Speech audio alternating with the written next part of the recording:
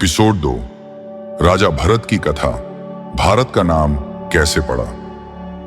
अति प्राचीन काल में जब देवताओं और असुरों का संघर्ष जारी था और पृथ्वी पर धर्म अधर्म का आधार धीरे धीरे बन रहा था, तब पृथ्वी पर एक वीर और धर्मपरायण राजा का उदय हुआ, राजा भरत।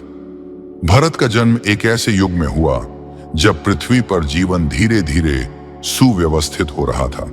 उनके पिता दुष्यंत एक महान और शक्तिशाली राजा थे। उन्हें न केवल अपनी प्रजा की भलाई की चिंता रहती थी, बल्कि धर्म और न्याय के पालन में भी उनका स्थान अत्यंत प्रतिष्ठित था। राजा दुष्यंत ने अपने राज्य में शांतिपूर्ण शासन किया और अपने प्रजा को संतुलन, न्याय और समृद्धि का मार्ग दिखाया। जब भरत का जन्म हुआ तो उसकी महिमा का आभास उस समय के सभी आर्षियों और देवताओं को हो गया। कहा गया कि वह सामान्य मनुष्य नहीं था, उसमें अद्वितीय साहस, ज्ञान और धर्म के प्रति अडिग निष्ठा का बीज था। बाल्यावस्था में ही उसने अपनी बुद्धि और साहस से सभी को आश्चर्यचकित कर दिया। भरत का बचपन अत्यंत दिव्य और साहसी रहा। उन्होंने शिकार, युद्ध कला, नीति और धर्म के बारे में अपने गुरुओं से गहन शिक्षा प्राप्त की।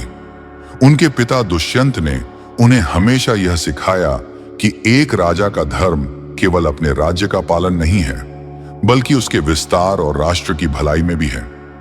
भरत के युवा होने पर उनके पिता का देहांत हो गया और तब उन्होंने राज सिंहासन का भार संभाला। उन्होंने न केवल अपने राज्य का प्रशासन किया, बल्कि अपने राज्य के चारों ओर के राज्यों के साथ भी मित्रता और समझौता बनाए रखा। उनके शासन काल में राज्य इतना समृद्ध और शक्तिशाली हुआ कि दूर दूर के राजा उनके पास सलाह लेने आते। लेकिन राजा भरत केवल एक शक्तिशाली शासक नहीं थे। उनकी सबसे बड़ी महानता थी उनका धर्मप्रिय मन और न्यायप्रिय हृदय। कहा जाता है कि उन्होंने अपने राज्य में कभी भी अन्याय या अत्याचार को सहन नहीं किया। जब कभी कोई अत्याचारी अपनी शक्ति का दुरुपयोग करता, भरत उसकी सीमा तय कर देते। यही नहीं, उनके शासन में अनेक आर्षियों और महात्माओं ने आश्रय लिया।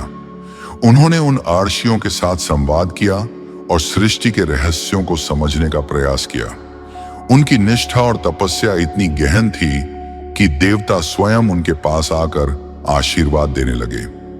एक दिन जब भरत अपने राज्य का निरीक्षण करने निकले, उन्होंने देखा कि उनके राज्य के मध्य में एक विशाल और प्राचीन भूमि है, जिसे लोग भारतीय उपमहाद्वीप कहते थे। उस समय यह क्षेत्र व्यापक, अनजाना और विभाजित था। अनेक छोटे छोटे राजा और जनपद उस भूमि पर शासन कर रहे थे। भरत ने अपनी निष्ठा और न्यायप्रियता के बल पर उन सभी राज्यों को एक सूत्र में बांधने का निर्णय लिया। उन्होंने प्रत्येक राज्य में जाकर लोगों और राजाओं से संवाद किया। उन्होंने उन्हें समझाया कि यदि वे सभी मिलकर एक साथ धर्म, न्याय और ज्ञान का मार्ग अपनाएंगे तो समृद्धि और शक्ति स्थायी रहेगी। इस महान प्रयास के दौरान राजा भरत ने अपनी व्यक्तिगत तपस्या और शासन कौशल का अद्वितीय उदाहरण प्रस्तुत किया। उन्होंने केवल तलवार और शक्ति के बल पर नहीं, बल्कि न्याय और नीति के बल पर सबको अपने प्रति आकर्षित किया।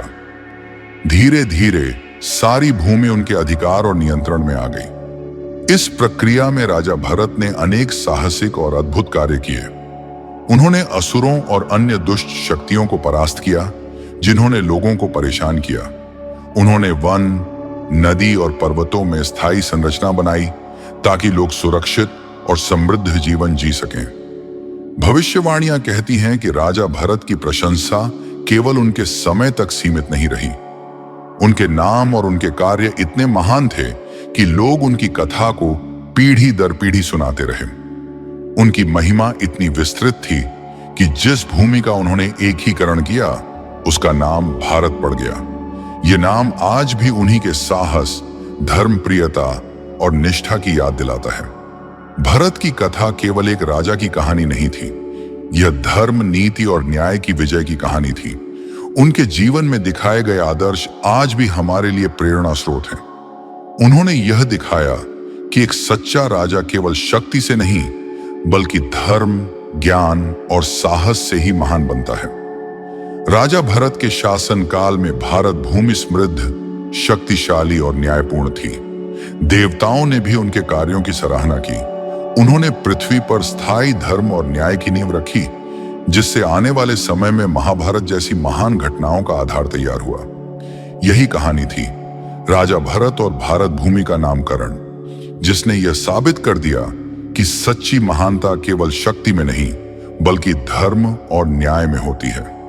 इस प्रकार हमने देखा कि कैसे राजा भरत ने धर्म, न्याय और निष्ठा के बल पर अपनी भूमि को एकजुट किया, कैसे उनके अद्भुत साहस और नीति ने भारत भूमि को स्थायी पहचान दी, और कैसे उनके जीवन के आदर्श आज भी हमें सिखाते हैं कि सच्ची महानता केवल शक्ति में नहीं बल्कि धर्म और न्याय में निहित होती है। यदि आपको यह दिव्य कथा पसंद आई हो तो वीडियो को लाइक करें, हमारे चैनल को सब्सक्राइब करें और घंटी के आइकन को दबाएं, ताकि आप महाभारत की इस अद्भुत यात्रा के अगले अध्याय को सबसे पहले देख सकें। अगले एपिसोड में हम जानेंगे भीष्म पितामह का जन्म और उनका अद्भुत प्रतिज्ञा व्रत, जिससे आगे चलकर महाभारत की कथा में नए संघर्ष और वीरता की शुरुआत होगी। जय श्री कृष्ण, जय महादेव।